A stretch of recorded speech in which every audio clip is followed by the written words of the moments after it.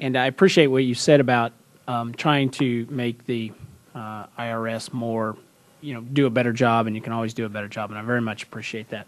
But I know you understand, but do your auditors and the folks below you understand, the people that are making the decisions, that that what it's like to start a small business and run a small business, and then I also wanted to ask you too. I mentioned the study, the Syracuse study from 2007. I don't know if you were aware of it or not, but my curiosity is, is it more likely for small businesses to get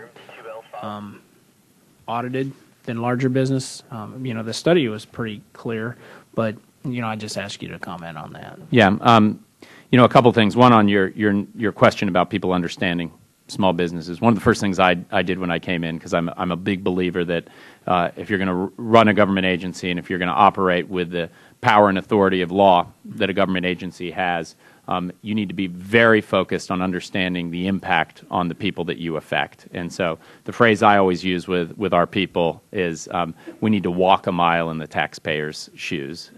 And we talk a lot about that. The fortunate thing that we have is everybody who works at the IRS is a taxpayer. So I think everyone files every year and has to wrestle with the code so they understand it. And I'm very focused on doing what we can to increase outreach, increase dialogue, and make sure people are really kind of stepping out of their mind and sitting on the other side of the table and feeling what it's like. And so, I can't say we're all the way there. No business or government entities all the way there, but it's a big focus of mine while I'm here. Let me give you a couple of numbers that I think are interesting. And tell you, one, if you've looked at any of the public comments I've made in the last year and any of my testimony, I've talked about three focus areas. One is international tax evasion, two is large business, and three is high net worth individuals. And so that's where my emphasis has been. If you look at businesses with less than $10 million of assets, this is kind of how we break it down, we're 8 times more likely to audit a business between $10 and $250 million of assets than we are a business with less than $10 million of assets. And we're 18 times more likely to audit a business with over $250 million of assets, so the big businesses, than we are a business with less than $10 million of assets. And so, I'm the IRS commissioner.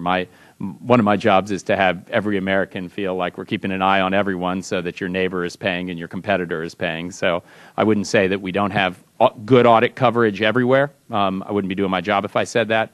But I really do not believe that we're unfairly targeting small businesses.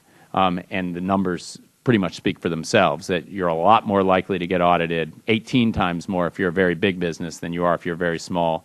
And you're 8 times more likely if you're a mid-sized business than a very small business.